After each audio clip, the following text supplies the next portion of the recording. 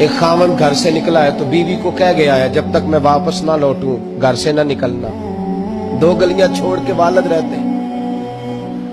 2 گلیاں چھوڑ کے بیوی نبی کریم صلی اللہ علیہ وسلم کی بارگاہ میں پیغام بھیجتی ہے, کہتی ہے خاوند حکم دے گیا تھا میری بغیر اجازت گھر سے نہ نکلنا.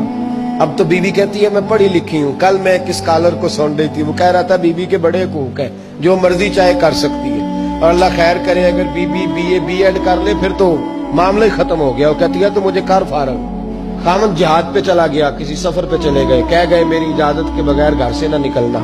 والد بیمار ہو گئے. خاتون حضور کی بارگاہ میں پیغام بھیجتی ہے, کہتی ہے یا رسول اللہ خاوند حکم دے گیا تھا گھر سے نہ نکلنا, والد بیمار ہے, کیا حکم ہے؟ نبی پاک نے فرمایا چاہے تو جا سکتی ہے, پر خاوند کی اطاعت کرے گی تو اس کے لیے زیادہ بہتر ہو جائے گا.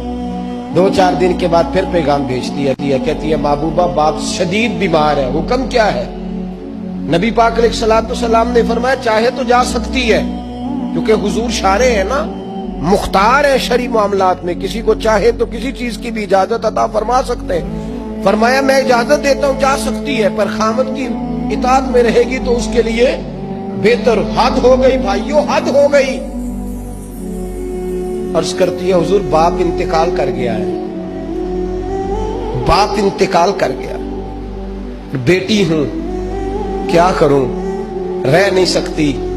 حضور نے فرمایا میں اجازت دیتا ہوں چلی جائے, پر خاوند کی فرما برداری کرے گی تو بہتر ہو جائے گا. صحابہ کہتے ہیں پہلے وہ پیغام بھیجتی تھی, جب باپ کا انتقال ہوا تو اس شام مصطفیٰ نے پیغام بھیجا, فرمایا پتہ کرو گئی تو نہیں, پتہ کرو گئی تو نہیں. صحابی نے واپس آ کے عرض کی حضور کوئی نہیں گئی. فرمایا جاؤ اسے جا کے میری طرف سے خوشخبری دے دو کہ تو نے اپنے خاوند کی فرما برداری کی ہے, رب کریم نے تجھے بھی بخش دیا ہے, تیرے باپ کی بھی بخشش فرما دی ہے, تیرے اس عمل نے تیرے باپ کی بخشش کا سبب بنا دیا ہے.